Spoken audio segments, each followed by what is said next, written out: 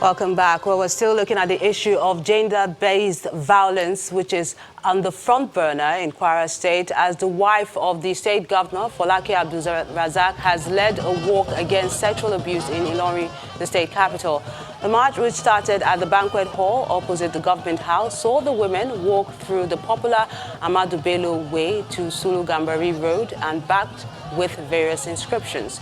Mrs. Abdulrazak said the advocacy walk was to create awareness on gender-based violence with a view to stemming the tide of abuses.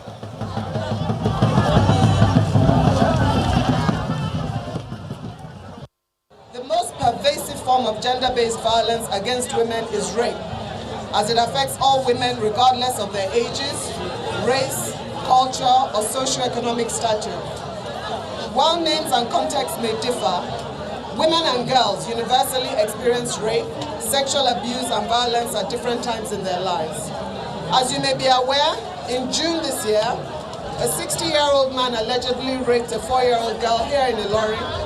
It took the intervention of my office and the Kwara State Ministry of Women's Affairs to get the said man to face the consequences of his actions, while the care of the survivor was taken over by the ministry.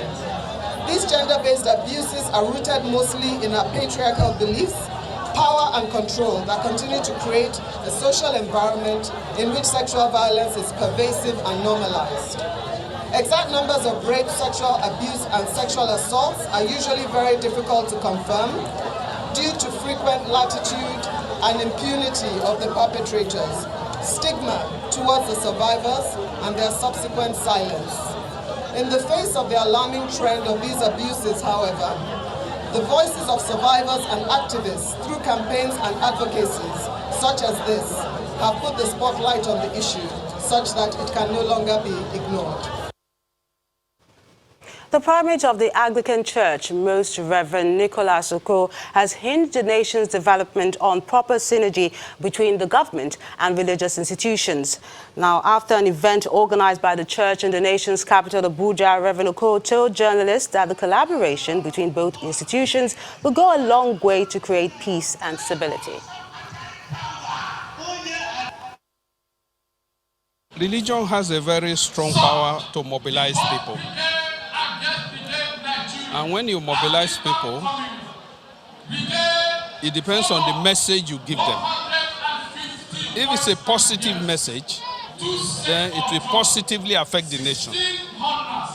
And in the church, we do not give negative messages. In our own church, we positively mobilize people for God and for the nation.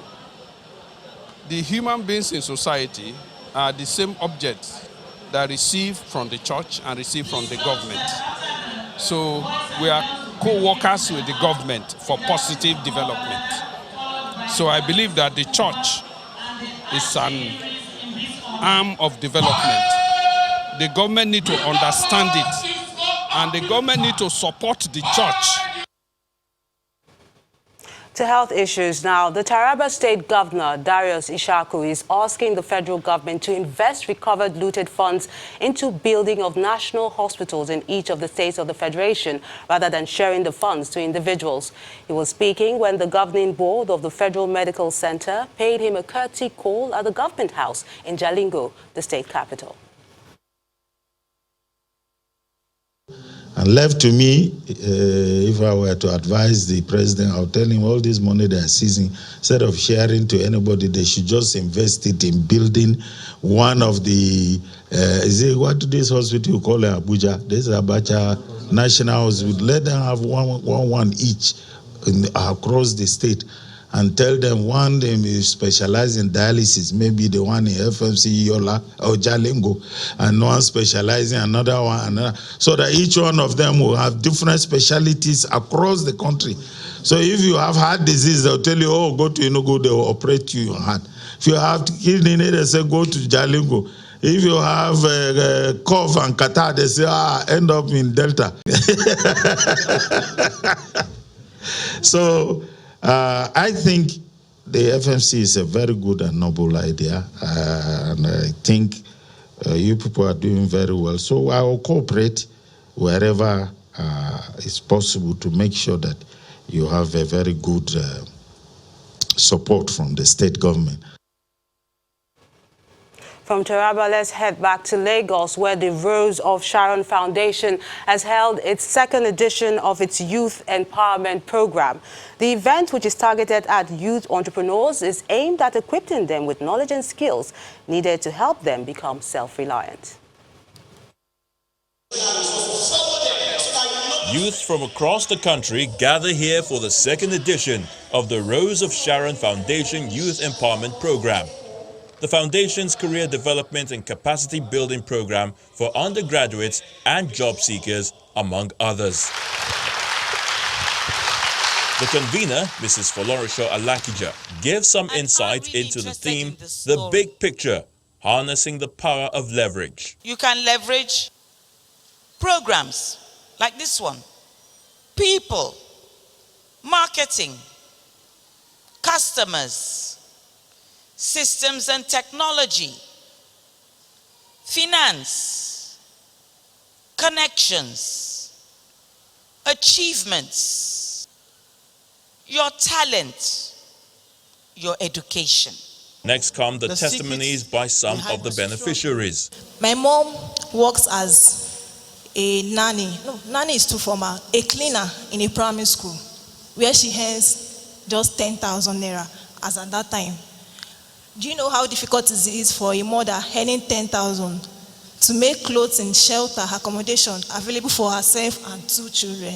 It was a very, very difficult situation. But when I was in GS3, someone introduced the Rose of Sharon Foundation to my mom. My mom was like, let me give it a try. And to the glory of God, I was awarded an academic scholarship under the Rose of Sharon Scholarship Scheme. The secret behind my success is no one else and nothing else but Rose of Sharon. Right from when I was in secondary school, Mommy had lifted the burden of my family, and she has just made the aspect of finances nothing to worry about. The Rose of Sharon Foundation has also empowered over 1,000 widows who have now become self-reliant. We have 1,000 widows that we empower at the moment. And the kind of empowerment we give them by way of loans that are interest-free to help them with their various businesses and areas of endeavor. This program is called YEP, Youth Empowerment Program. And that is to help the graduates, the job seekers, the working class, and those who are self-employed and who may be entrepreneurs, to acquire knowledge and skills that will help them to be better competitors within the society. With over 1,000 youth on the support list, this gesture further proves the Foundation's commitment to helping young people harness their skills and talents. Company news now. Niger Star 7, a leading contractor in the country's offshore energy sector, has added 2 offshore construction vessels to its flagship Nigerian fleet. Niger 7, a joint venture partnership between Subsea 7 and Jagal, 2 leaders in the energy industry, says the investment is in response to the opportunities created by the Nigerian Oil and Gas Industry Content Development Act. Our correspondent, Olu Phillips, has this report. We have supported every... It's another drive by a wholly owned Nigeria company in the oil and gas space as it adds capacity with the reflagging of 2 operational support vessels for the industry. These vessels named 7 Antaras and 7 Inaga, courtesy of Niger Star 7. We are encouraged and fully supporting NNPC's plan to increase the national oil production to 3 million barrels per day. And believe you me, to carry out such an increment, it has to have the best contractors in the world with the right capability to do so. We appeal to the NNPC to recognize and support companies like Niger Star 7 and Niger Dock. 7 Antaras is a modern pipe-lay and accommodation vessel with a 300 tons crane, ideal for conventional offshore projects in shallow and slightly deeper waters.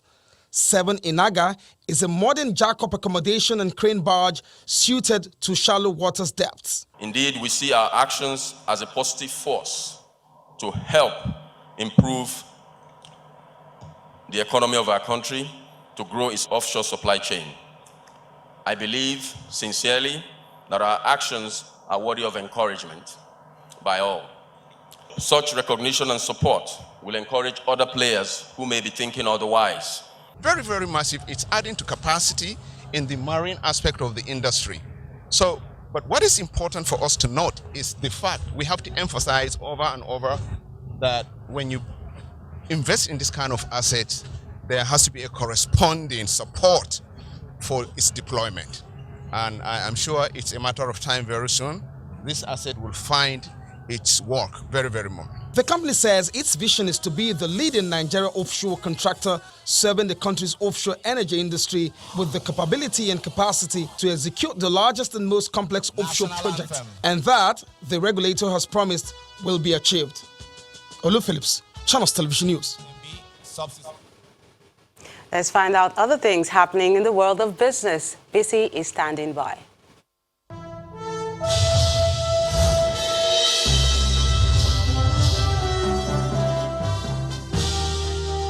Thanks, Melinda. Welcome to Business News. An investment banker and CEO of Chapel Hill Denham, Mr. Bolaji Balogun, has recommended the use of an off-balance sheet financing model by the federal government to ease the burden of debt obligations to fund critical infrastructure.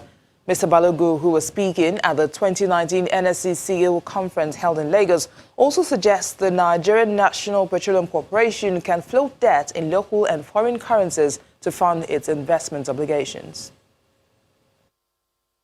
These capital markets, if you understand them, can be an incredible strategic weapon. And I'd like to commend them both to listed companies as well as unlisted companies. But I'd also like to commend capital markets to the government, because capital markets, really provide the government some incredible benefits. Every single government-owned company must be encouraged, first and foremost, to begin to use the markets to raise debt. Because what you then do is that you take the responsibility of raising debt primarily from the government's balance sheet alone. You now begin to raise debt off balance sheet. And what does that mean essentially? It means that the government has been functioning so far with one hand and one leg. When you begin to utilize off balance sheet financing, and agencies of the government like the NNPC can issue bonds in local currency, in domestic markets or in foreign currency, because they generate dollars, then invariably what you create is a scenario where you're financing with every single asset and every single weapon that you have. We're still talking about financing, but this time around in the power sector, where the African Development Bank has approved a $210 million loan to help Nigeria upgrade its dilapidated electricity transmission and distribution network. A statement from the AfDB says the loan to the Transmission Company of Nigeria will support the construction of a 330 kV double-circuit core transmission lines and substations across the country. The AfDB-funded project will run across 7 states and will improve the capacity of power grid where it's most constrained. The project is expected to improve power export and regional power system integration to the West African power pool, especially through Niger and Benin interconnections. The Central Bank of Nigeria continued its intervention in the forex market this week with an injection of $323.5 million and 17.9 million Chinese yuan, or $2.5 million, into the currency market on Friday. The dollar intervention was for agricultural machinery and industrial raw materials, while the yuan was for yuan-denominated letters of credit. Meanwhile, traders say importers are not willing to buy the dollar above the current range, which is partly helping to keep the naira stable as liquidity dries up from foreign inflows due to a fall in debt yields. Let's turn to the Nigerian equities markets, with the month of November up 0.04% this week and back to the 27,000 level. The market closed positive on 3 of 5 days in the trading week, and that's even as the volume and value of trades declined by 18% and 23.6% each. The consumer goods sector supported this week's performance after the index gained 4.69%, with the industrial goods index recording the only other positive performance. On the flip side, however, the banking, insurance and oil and gas indices all recorded losses. 31 equities appreciated in price during the week, with Nemeth Pharmaceuticals taking the lead, while FBN Holdings led 31 other losers for the week. And that's it on Business News. Thank you for watching. I am Bisi Adebayo.